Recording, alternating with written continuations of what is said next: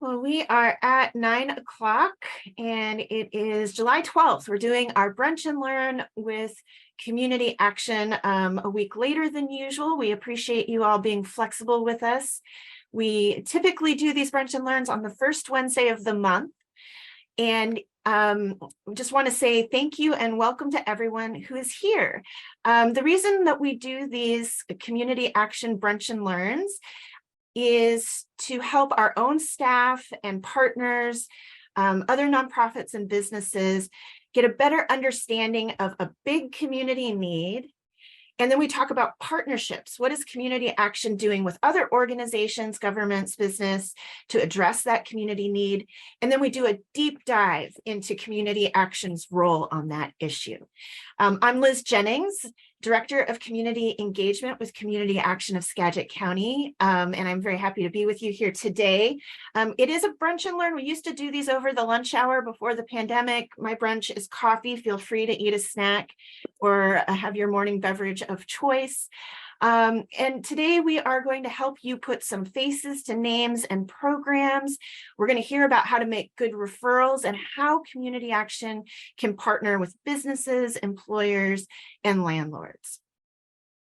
So I'm going to be using our website several times today to give information and show folks where to go. We like to train our own staff and volunteers and community partners that that's a great first place to go. But hopefully after today, you'll also have some individuals that you know that you can reach out to at Community Action for more information. So Community Action's mission is to stabilize and equip folks in our community who are experiencing poverty. Our vision is a community, a Skagit County, where everyone is working together to end poverty. And today, our topic is how we can do that by partnering with the business community.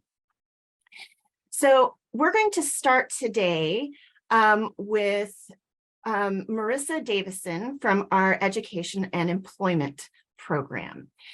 And what I'd like to do, Marissa, if it's all right with you, is to start with something that describes a bit of the community need. I'm sure you've got data and stories. So what is the community need that you see related to employment? Yeah, so with employment, first off, I'm Marissa Davison, the Education and Employment Manager here at Community Action. For employment, one community need that I've seen and heard quite a bit out locally is a need to find and keep qualified employees. Especially with the pandemic, there's been a lot of transition and changes that have come with the need for employment and trying to get those employees back in. So I do have a little bit to explain some of the community need. It was specifically within Skagit County. For instance, during the pandemic, as of April 2020, the unemployment rate was 18.6%. That's higher than the state average. The good news is that as of April 2023, that has jumped down to 4.1%, which is what people typically consider that normal range. However, despite that that unemployment rate, I still do hear from all of the employers and partners that I work with that they're having a hard time filling positions, and that's one thing that we can help to support with. So tell me more about that. Maybe let's start with an example. We call them heart stories, but tell me, we're talking about supply and demand. So your program is here obviously to help equip people to keep a job, get a better job, because everyone that we know is struggling with the high cost of housing and the increasing cost of everyday needs. Employment is more important than ever. So how is it that your program helps both the employee and the employer? Can you start with a story that maybe describes both sides of that? Yeah, absolutely. So we have two programs within employment. So one I'm going to focus on is supported employment. It's one of our programs where we help people who are looking for employment that might have trouble keeping or finding employment due to some physical or mental disability. And that could be anything from anxiety all the way to a physical disability they receive from work.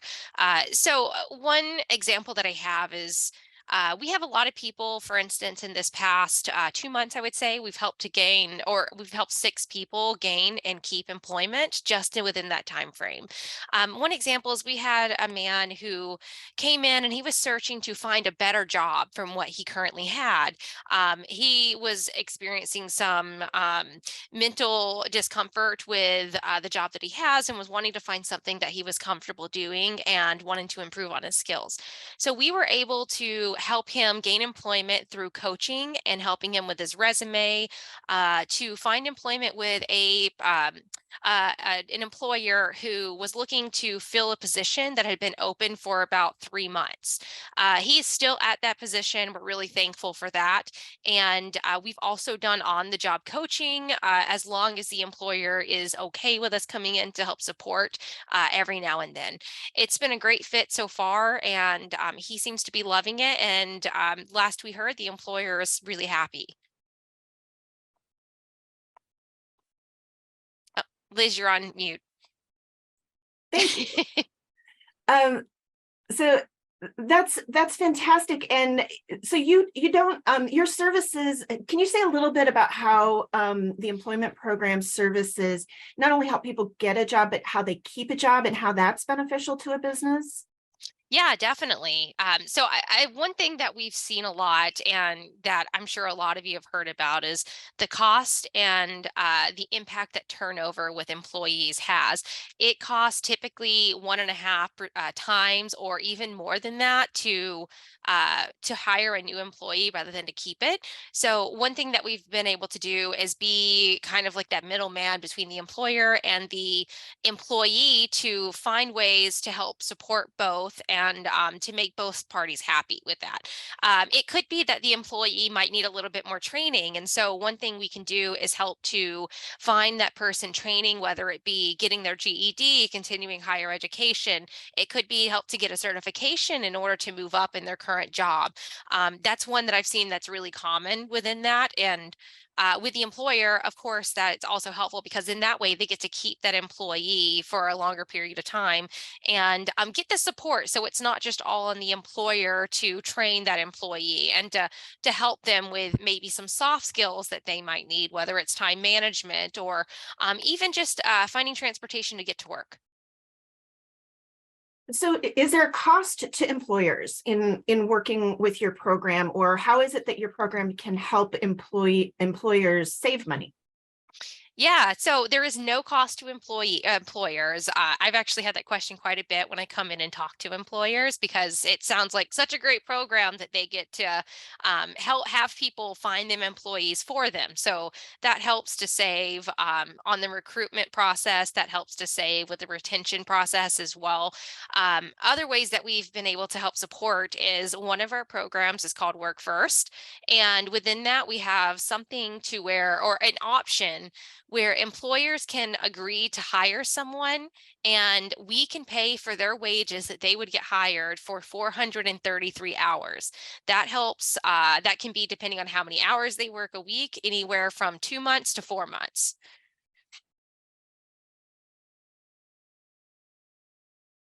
That's amazing. What do the employers have to agree to get essentially a free to them employee for that amount of time? Yeah, so I typically call it a 90-day review. It's about that similar time frame that you'll see. All we ask of the employer is that the person has to work more than minimum wage. It usually has to be around 32 hours a week or more. They have to be offered some sort of benefits, and that could be something as simple as sick leave that they can take advantage of. And they have to agree to hire the person after that 433 hours. One thing I will say is that, let's say you have someone who starts and you've already agreed to hire them, you do have a month to back out to. Let's say there's some issue that you really see is just not going to be a good fit. So you do have that option as well within 1 month time period. Besides that, that's really all that the employer has to agree to. And we find ways to work around that too, or to help. So I'm going to share my screen now. I put a link in the chat for participants, and do know that Isabella, thank you, Isabella, wave and say hi. Isabella Ordonez, thank you for putting all of these resources in one place on our website. And Isabella will also send this out as a send these links out afterwards to participants. So if you don't grab it right now, you'll get it later. Can everyone see my screen? Resources for businesses and landlords, thumbs up. Okay, so we're talking here, this is going to a flyer for employers about Marissa's programs. Obviously, it gives contact information for how to get a hold of her and some more information about what she does. I do want to go to your program page too, Marissa, because some of the resources are available for any job seeker, like the workshops that you have can be available for anyone, whether or not they're quote unquote in a program with community action. Also, employers can get a hold of you and list their job postings. These are employers who have reached out to you, or you've reached out to them and you've had placements with those employers before. And in addition to the calendar of workshops that you have, there's even a referral form down at the bottom in case somebody knows someone who might be a good fit with the programs. Is there anything else that you'd like to say that you would really love for employers to know about Community Action's employment programs? Yeah, absolutely. I would say we've had really great partnerships, and some of them are, of course, the Department of Health and Human Services. Compass Health has been a big help as well, and a big resource for us to get supported employment referrals and to work with their clients. I would say that the next thing is really, we would just encourage you to reach out to us and see what we can do to help partner with you, and what we can do to help meet your needs as well as your employees' needs. And we have that referral form online. So if you know any employee or anybody in your personal life who could use some employment support, feel free to fill that out and we'll get in contact with them and see what we can do. And of course, community action works really hard to fill gaps and not duplicate services. There's a lot of employment programs out there. Can you just say a little bit about how we partner with those others? There's something called the Local Planning Area Group, and that's all of these workforce development groups, right? Yes, yeah. So the local planning area, or you might hear it referred to as LPA, is a requirement for every county to have an LPA. And what we do is we are focused around that workforce development, but also helping to meet the needs of everybody's clients who might work with clients within the county. It's free if you're interested in joining or trying out one of our quarterly meetings. You can get in contact with me. I'm one of the leads for that as well. And you gain a lot of good resources. You hear about job openings, you hear about different opportunities that you can take advantage of, and also your employees. So that's one really great benefit. It's free to the community and anybody can join. Well, I'm going to tell everyone else that we're going to save questions until the end for all of our folks, but I'm going to give Sandy a pass because she's my coworker and she's got her hand up. So Sandy, you want to jump into the conversation? Thanks. Yep, I'm Sandy Finney, Division Director here at Community Action, and not so much a question as just adding on to what Marissa said. I wanted to make sure that people knew also that because we have funding that's under WIOA, which is the Workforce Innovation and Opportunities Act, we also are required, and we do with eagerness, participate or coordinate with other workforce agencies in both Skagit and Whatcom counties too. So for example, the Employment Security Department, the DVR, DSHS. And so we every 2 months have meetings to get together to make sure we're sharing information about what we're doing, and that we have a good referral network to make sure that clients coming in through whatever door, make sure that we want to make sure that they've got access to other resources and services that may be beneficial to them. So adding to that community cooperation point. Mm-hmm. Partnerships and access. Community Action has a huge focus on increasing access to all of these resources, not only for our clients, but also for those business partners. And now we're going to turn to resources for landlords. So I would like to introduce Taylor Babcock, and you can say a little bit more about who you are and what you do, Taylor. But I'm going to ask you, like with Marissa, to start with some stories that describe both sides of this issue, a tenant's need and a landlord's need. So say a little bit about who you are, and then maybe share a story with us. Yeah, absolutely. Hi, everyone. I'm Taylor. I'm the Landlord Liaison with Community Action.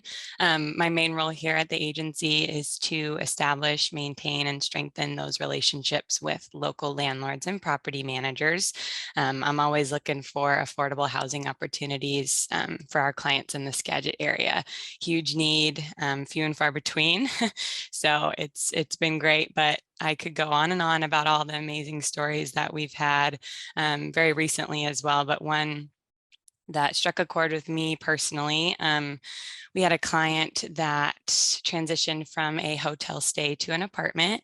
A handful of our clients don't have previous rental references, and one of the amazing resources that we can offer through one of our grants called the HEN, Housing and Essential Needs Grant, we can place clients into a hotel for a period of time to build that rental reference. So this client went from a hotel to an apartment. It was in a motel for about a month. And the time from application submission to approval was 11 days. Pretty amazing, very quick transition. Client is now in apartment, stabilizing. This was huge for our client who had some barriers with some background history that was popping up on record. And so it was an amazing thing to be able to help with that. So that was just a brief heart story for you. I could go on and on, but that was one of my good ones. Well, we're going to get into the specific resources that you have, how you support the landlords, the motel owners and the apartment landlords. But I do want to come back to this amazing statistic. We've been having a lot of success at Community Action and housing folks. Can you say a little bit more about that? And of course, I sometimes forget to talk about the need because we assume everybody knows, but Skagit County has one of the lowest apartment vacancy rates, meaning the fewest apartments needed in the state. And so can you just say a little bit about, even in the face of that, what we've been able to accomplish and how we've been able to accomplish that? Yeah, for sure. What in Skagit County specifically, the options we do have are very limited, but the ones we do have are high, very expensive. And one thing that we always work on and look for our clients is, placing them in a unit that will be successful for them in, 6 months time, a year's time when they transition and graduate from our agency and our program. So that's something that we're always looking at, but some numbers that are very exciting that I'm going to share real quick. In May of this year, we assisted 7 households with some move-in assistance, and in June, we assisted 21 households with move-in. So in the last 2 months, we've had 28 household move-ins, which is amazing. Again, for a quick comparison, from April 1st, 2022 to April 1st of 2023 this year, we actually assisted 36 households. So that number is getting close to what we've done in 2 months, which is amazing.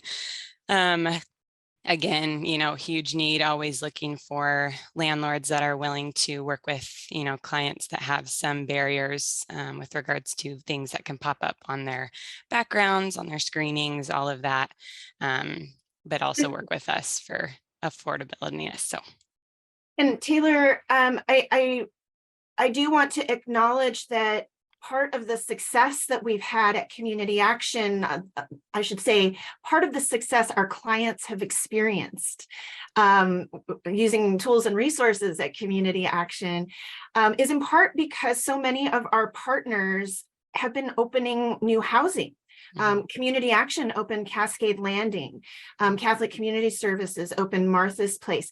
So I'm saying that in part because I do see a couple of elected officials here today.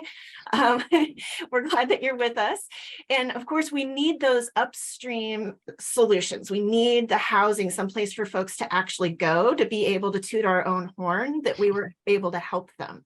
And at the same time, community action's been changing and pulling in some more outside resources that we haven't had before into this care coordination model.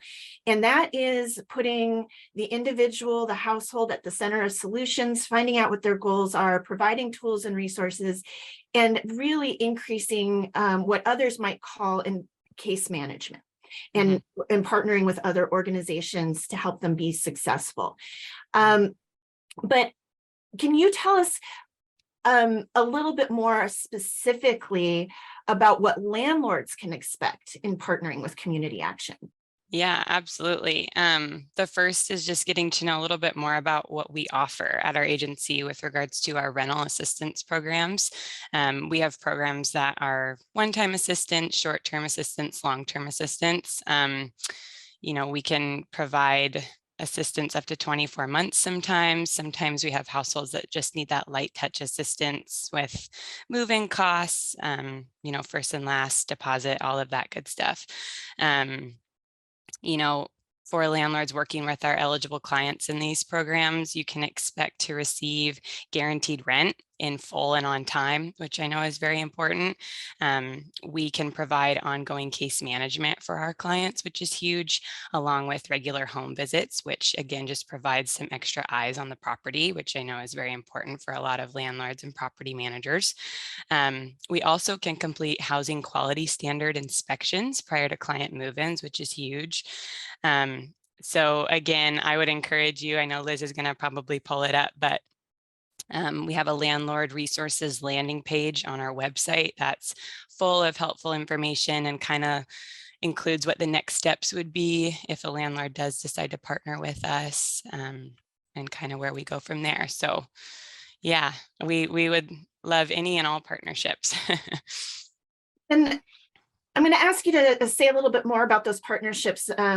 There's obviously landlords and businesses, but also governments and other nonprofits. But I want to make the point again that in the housing affordability crisis, landlords are our allies. Landlords are our partners in this. We're working together.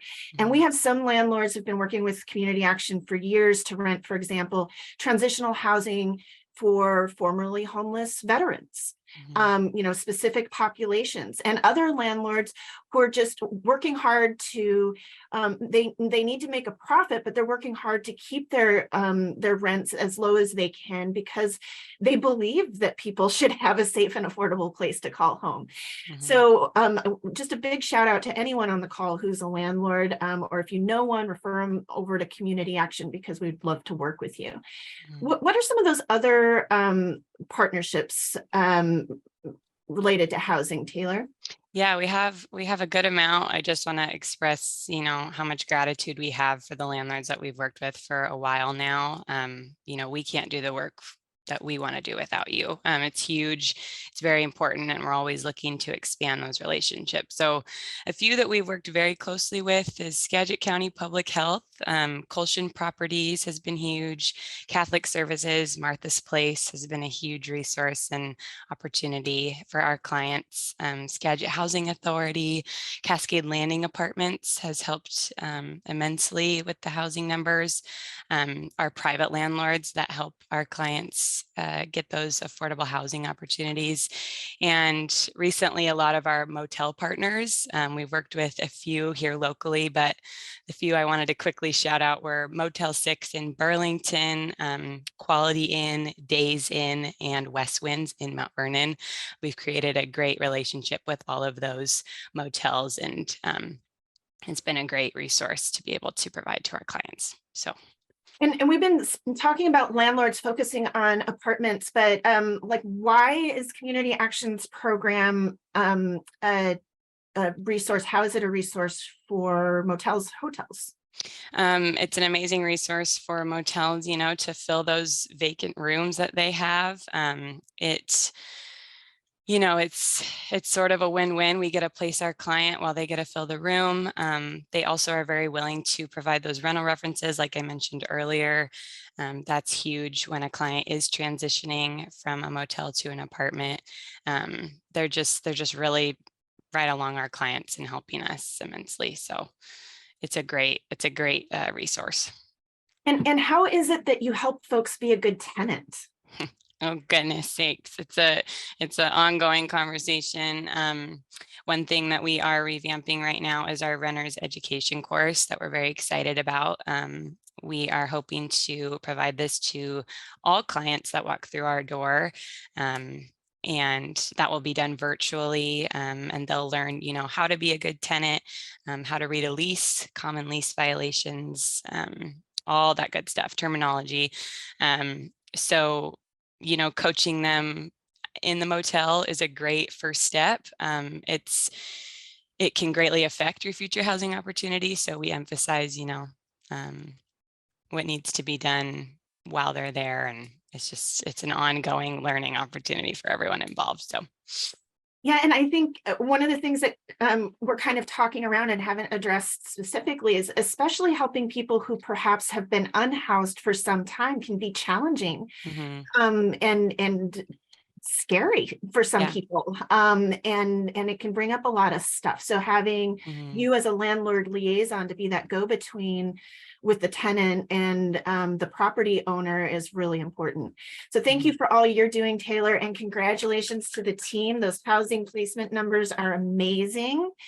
I'm really glad to see that Brandon Stone from the Herald is here because we need to tell this story. The last couple of months have been amazing. So next, we're going to turn to our coworker, Stephen Simmons, who is with our outreach programs. Stephen, I'm going to have you introduce yourself, and with everyone else, I'm going to ask you to start by describing some community needs. So who are you? What do you do at Community Action? And then maybe tell us a story about someone who is impacting a business and how your programs have helped them. Sure.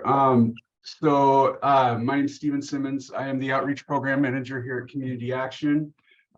We have two outreach programs that we operate here. One is called the Opioid Grant. Another one is called the Recovery Navigator Program. And, I think one of the major ways that we impact business with the work that we do is by engaging the unhoused population in services, whether that looks like getting people off the street and into housing, or onto medically assisted treatment, or mental health support, or even just the work that we do to get out in the community and to build pro-social relationships with people.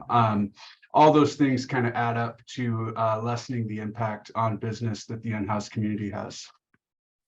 So, I've heard, I have to acknowledge that business owners, especially small business owners in Skagit County, are extraordinarily giving and compassionate. And, their heart hurts when they see people living outdoors. But it certainly does impact them if they have to move somebody along from their storefront every morning, or to clean up trash or things along those lines. So specifically, our street outreach program, your staff and volunteers and interns from Skagit Valley College, the purpose is building long-term relationships with these folks so that you are a trusted source of information and providing some supplies and resources so that they trust you enough to help them apply for housing, or that they're ready to turn to you and say yes to get into recovery. Can you tell a story about somebody who finally got into recovery and how your program helped them not return to homelessness? Sure. I guess just trying to pick one. I'm talking about the person that if we need to keep confidentiality, but a lot of folks in the community, the business community, would probably recognize them because they had been around for a long time. Yeah. So right, I forgot we talked about this. Thank you. So there's this individual. Anybody who is a local Mount Vernon business owner could possibly recognize them. He's kind of a oh, you know, his attitude is kind of like a hippie, and he had like really big blonde hair, really skinny guy. You know, he spent a lot, you know, a decade plus just living on the streets in Mount Vernon, basically experiencing a mental health crisis the entire time. You know, like one of the unfortunate things about the unhoused population is that, like, as individuals, they have an outsized impact on the community around them, and just the lack of services, the lack of coordination amongst service providers, consistently failed this individual for years and years and years. And you know, it's his mental health was finally at a state to where he was taken to the stabilization facility that IntelliCare runs out on Highway 20, and he actually stayed there for 9 months, which that's a long time. And while he was there, his mother made a recovery navigator referral, and we were able to start His meeting with mom him. reached out to you. His parent reached out to you while he was in recovery services. Right. Right. And so we were able to start meeting with him while he was still in the hospital there at IntelliCare out in Sedro-Woolley. And, you know, just through a coordination, you know, between us, the Mount Vernon Police Department, Integrated Outreach Services, I think Compass Mental Health, and IntelliCare, you know, it's like basically this whole team was able to work to first transition this individual into a motel, you know, which we were able to pay for. We have the ability to give folks motel vouchers when there's a gap in services. So like what often happens is somebody will go to an inpatient treatment facility for SUD or mental health, and then there's nowhere for them to land. And so, you know, somebody gets stabilized just to be let back out into the street, and you know, and then it's a very short trip back to things being worse than ever.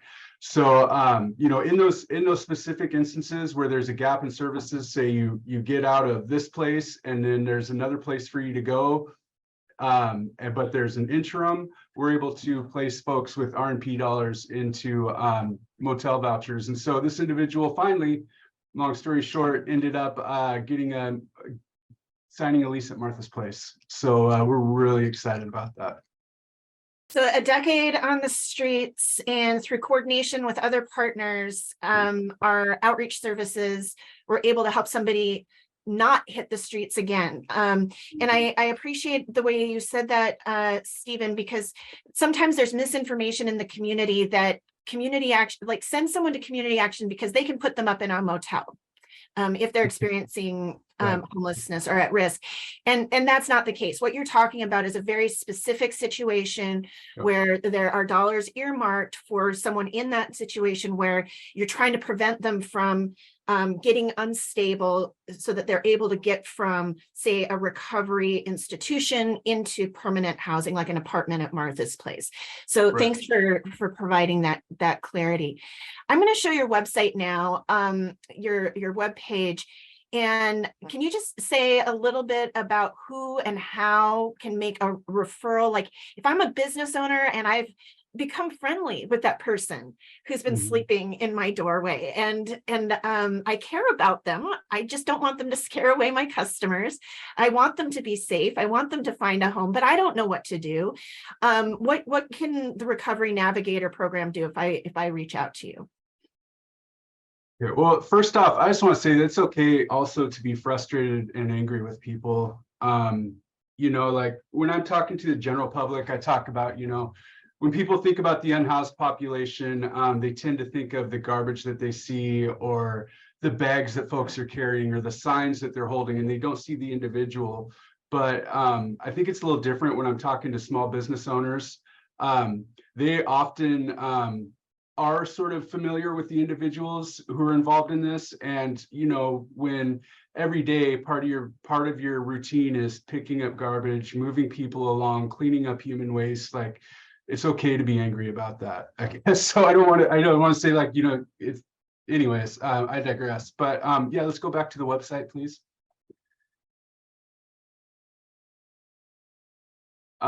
So if you do if you do have some individuals that you'd like to refer for services, you know, the first things first, we go to the homepage for community action. On the upper left-hand corner, it says I'm looking for. You come down to outreach services, and either one of these two programs will take you to the same page.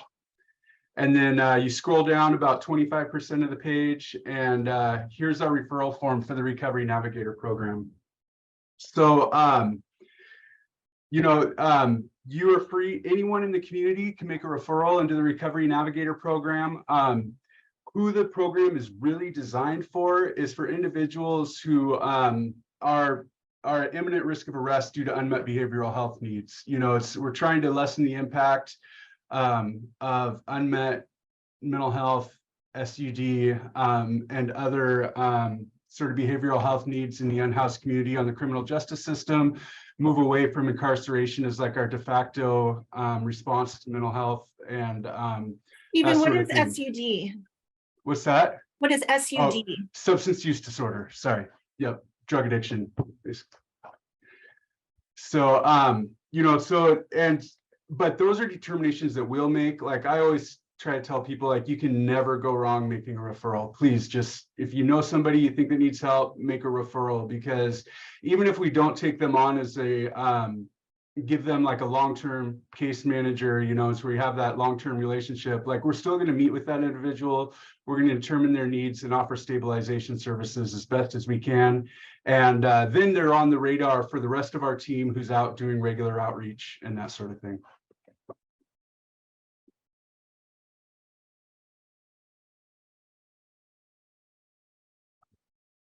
Did we want to go over the crisis team portion real quick? You're on mute. So I'm on the outreach page, and then right on the outreach page, there's a downloadable flyer. Yeah, and I think that this could be really useful for hanging up in spaces where employees see things. You know, because our team are not crisis responders, and so that's kind of like what this delineates in this flyer is like, if you see an unhoused or other individual who needs help, like who do I contact? And so we have the contact information for the mobile crisis outreach team that's ran through Compass Health, and they have individuals called designated crisis responders. They are sort of mandated by the state legislature to respond in the community when people are having mental health crises, you know. So depending on what's going on with the individual, like how escalated they are, that might be the person that you want to contact just to de-escalate the situation, to meet with the individual and that sort of thing. But in other situations, you know, working with our team can help keep somebody from getting into those crisis states, right? Like the more stabilization, the more pro-social involvement that people have, the less likely they are to go into these crisis states to begin with.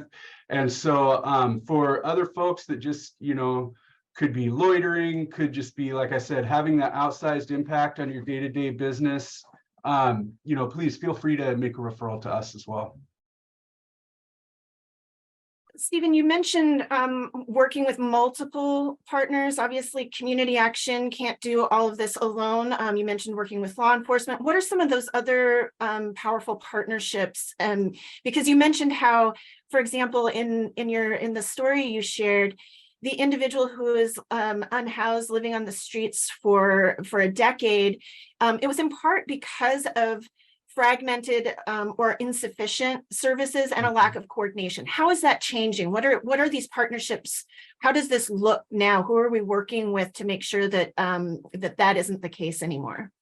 So I think that there's two groups that I want to go over real quick. One is within our own Recovery Navigator program. So like I said, you go through and you make a Recovery Navigator program referral. If that person is accepted for services, we have a committee of folks that meet that's called an operators work group. there's two committees that run Recovery Navigator program. One is the policy coordinator group that's made up of leadership in the constituent agencies. And then there's this operators work group, and that's made up of staff that has direct client contact in the agencies. And there's a multi-party ROI, release of information, so that we're able to talk about that individual freely, which in the past has been a huge barrier to providing service. You know, it's like, I can neither confirm nor deny that I even know this person most of the time, right? So, you know, so we have on that team, we have Pioneer Human Services, who operates the detox over here. We have Catholic Community Services for SUDs, for substance use disorder, drug addiction classes and support. We have Consejo counseling services, and some other parties, you know, and you know, the idea is that then we're able to get together. We have, you know, right now we have, oh gosh, I think around 60 clients. And so we're able to talk about like where people are at as they're accessing services and all of our, you know, agencies within this referral network, and how we can just support people as they try to make their way through the service structure. And then the other group I want to give a shout out real quick. Madeline over at Public Health facilitates an outreach providers group, and that meets every other Friday. And you know, these days street outreach is a pretty big industry. There's a lot of players out there on the street meeting individuals where they're at, doing this type of work. And so it's just a place for all of us to get together. We're working on trying to figure out how to do some sort of like case consult, some sort of you know, just talking about clients and how we can work together. But we get together and just share program updates and stuff like that all the time. And I know that you mentioned in the leadership group, working with law enforcement and jurisdictions. Emily from the city of Anacortes asks if you interact regularly with public defenders. And she says that this could be a great referral source. And I know that you're still building lots of those relationships. So any encouragement we can get from multiple directions for all of those parties to participate would be awesome. Do you want to say anything else about those partnerships? Yeah, no, those are exactly the relationships that Recovery Navigator program needs. And you know, I would love to engage any of the agencies that are contracted to do public defense work in any of our local courts. That would be great. You know, whether it's the Skagit County Public Defender's Office or Mountain Law. I'm not sure who's doing it in Anacortes, but you know, anybody who can make those connections to me, that would be a huge help, just so I could talk to them about Recovery Navigator program and the role that they could play with this program. I will say real quickly, there are some changes that have come in the latest gross misdemeanor for public use and simple possession, and this pre-arrest diversion and court involvement is mandated at the state level. So we need as many of these court partners as we can get, as many law enforcement partners as we can get. So yeah, please, anybody who has connections, please send them my way. So the street outreach programs are a part of that solution. You are a part of helping keep people out of the justice system, the pre-arrest process. Stephen, you did a great call to action there. One of them is connect people you know who should be involved to Stephen. And then the other call to action for businesses is to print this out and post it by your cash register, share it with your team, ask Stephen to do a little training with your staff, or engage him in a conversation about how the street outreach team can help. Now, I'm going to move on. Thank you so much, Stephen. I'm going to move on because a part of what community action does for businesses and employers is to help keep their employees stable. We know that even making a good wage in Skagit County isn't enough to pay the bills. Isabella might remember, but I think it's over $22 an hour now that someone needs to earn to be able to afford a 2-bedroom apartment, working full time, and keeping that full-time job can be a challenge with childcare and the rising cost of food. Housing is expensive, utilities are expensive. So I'm going to turn now to Sandy, one of our division directors. Go ahead and introduce yourself again, Sandy, and then tell us a little bit about what does community action do to help employees stabilize and to grow. What resources does community action have that employers could share with their employees? Absolutely. Yeah, again, I'm Sandy Finney, a division director here at Community Action. And I think there's so many ways that we can be a benefit to employers as you are trying to make sure to stabilize your employees and support them and keep them as well. And there are 4 buckets I want to talk about pretty quickly. The first is really that coaching and skills bucket. And Marissa really touched on that when she was talking about if there are employees that really need some more support, then you can give them via your supervisor, and they need somebody to really coach them through how to maintain that job, how to improve their skills. If they're eligible for our supportive employment program, that would be an excellent opportunity for them to get some more hands-on work to improve their skills. Another thing too is if you want to encourage your employees to improve their language skills. We have English language acquisition classes as well in the morning and evenings that we offer to the community free of charge. And the other thing is GED classes too. So of course we know that getting a GED is something that can really improve somebody's skills and their wage potential in the future too, if you want to work with them on their own professional development. So those are that coaching and skills development is something that we can help with. And we also have our instructional coordinator is somebody who would be able to have a conversation with somebody about what are some options for college and education if somebody does want to improve their skills, and are we the right location, or is Skagit Valley College? We're happy to have that conversation to make sure people get to the right location. The second bucket is housing. And this is what Taylor really talked a lot about. And of course, if one of your employees is in a situation where all of a sudden they're potentially facing eviction, or they are just really cash strapped and making it's hard for them to be able to make that rent or that mortgage payment, we've got some opportunities to help support that process. Is there some diversion funding that might be helpful? Is there a way that we can keep them housed? Is there another place? Can we support them in finding a place that's going to be more affordable? So situations like that. The next bucket is really that bucket of what are some other ways that they can expand their income? Because as Liz just mentioned, we know that it's a lot harder to, living wages are rising. It's a lot harder to maintain food and housing and things like that. So we have a lot of opportunities for people to expand their income. So we have food assistance. We can make sure that we can screen somebody for basic food SNAP assistance and help them with that application process if they haven't gone through that already. Another opportunity is the connecting them with food banks if they need that support as well. Another opportunity is helping them with the Working Families Tax Credit, which is something that there's a huge push. This is very new to Washington State this year. It's basically the state version of the Earned Income Tax Credit. And I think it applies to a large number of low and middle income families in the state of Washington. And we can help with application assistance or just with information on how to go about doing that application. So that's important. There's other ways to expand their income, like energy and utility assistance too, which is so vital to help people. Basically, if they can get that income from energy and utility assistance, they can then put it towards something that they really need it for, whether that be rent or mortgage or food or something like that. So that's really important.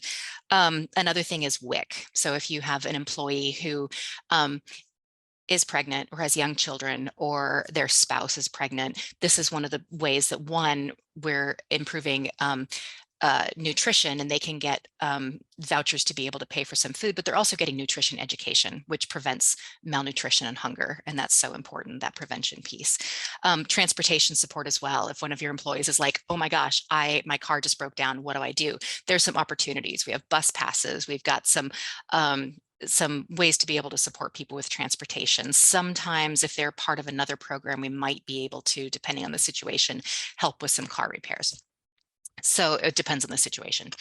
So those are some ways that some of our services might be able to help retain and support your employees if they're going through a difficult situation, to help stabilize them, make sure they're able to stick with that employment.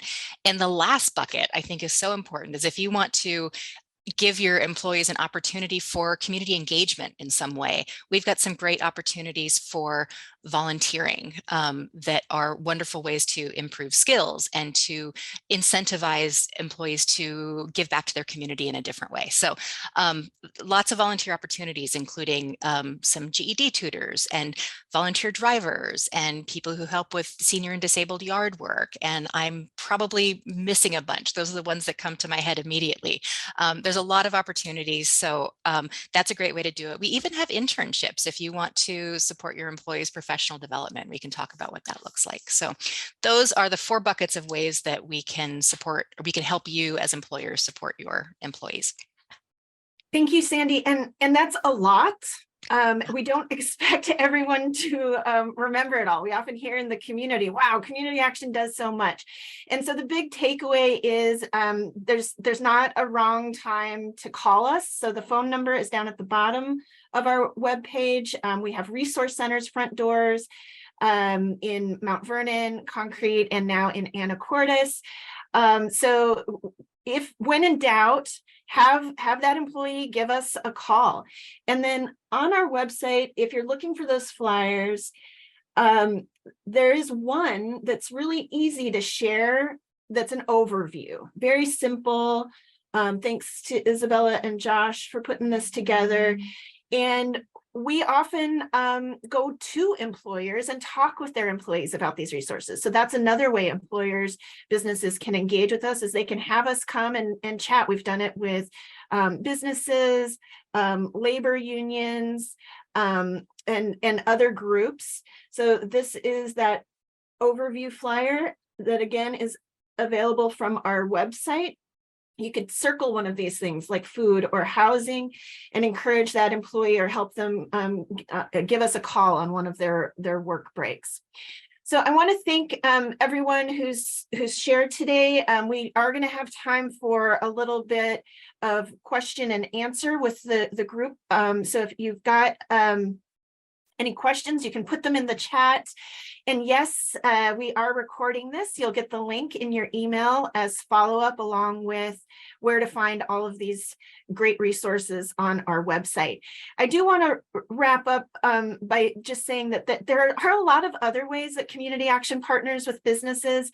One, of course, is our new Cascade Landing apartment homes, which was a partnership with a private landowner, an owner of a property, who worked with us to redevelop underutilized commercial space for housing. So I want to do a shout out if Michelle Metcalf, our housing development director, is on the line. There she is. Wave, Michelle.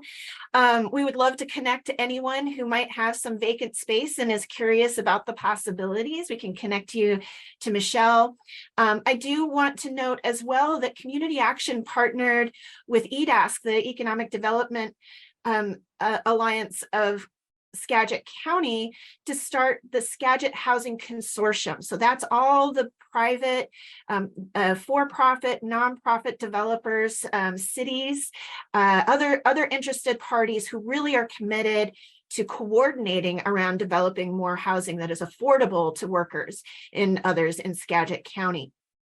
And I'm just going to pause here and just ask my boss, Bill, is there anything else that you'd like to add in? Any shout outs about some cool partnerships with businesses? You've got 1.5 minutes.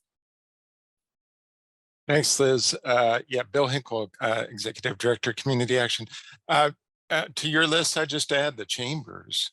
And just like EDASC, the Economic Development Alliance, who sees the #1 issue is a lack of availability and affordability of housing, chambers see that their members are impacted profoundly in terms of their ability to attract and keep employees. Mount Vernon and Burlington Chamber were our first endorsers of the Cascade Landing project, but they also, Mount Vernon Chamber, started a housing task force just to understand amongst its membership the real life impact on mainly the smaller business in our community of the lack of affordable housing, and better define the chamber's role therein.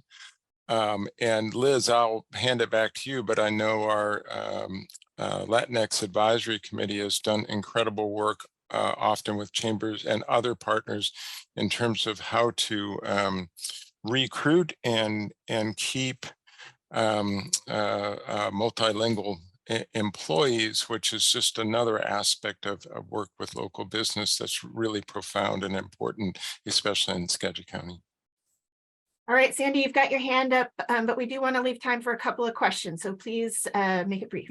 Last 30 seconds, I just, on the topic of public-private partnerships, I also wanted to mention North Star, and that we're having conversations with elected officials and with others and other community partners to be able to come together on a more coordinated effort towards housing and homelessness issues. So. Thank you. And we do have a question in the chat from Janet Perez, and the question is, any help with supporting single mothers with construction? And I think just in general, Janet, a referral to our to the program that Marissa was talking about, the employment program. Maybe Marissa, you could put your contact info and the link to your program in there again. One of the biggest programs that works directly with TANF recipients, temporary assistance for needy families, what back in my day we called welfare. So for single moms or dads or anyone who is receiving TANF, they get an option for workplace experience. And that's one of the programs that Marissa supports. Any other questions from the audience? Go ahead and just take yourself off mute or put a question in the chat.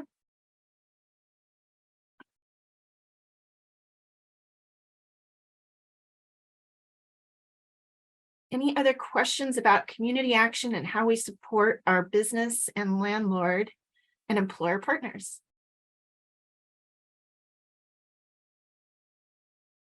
Well, if not, thank you all for being here. We so appreciate seeing some familiar faces and some new ones. The real takeaway today is spread the word and connect with us. Somebody asks you about community action and you're not sure. My favorite phrase is, I don't know, but I'll find out. And the way you can find out is just reach out to one of us at Community Action. And we hope that you've got some more faces to names and feel comfortable building that relationship. So thanks everyone, and see you next month at our regular time, which is 9 to 10 on first Wednesdays. And thank you so much to Isabella for the support and to Josh for helping with the materials today. Have a good morning, everyone.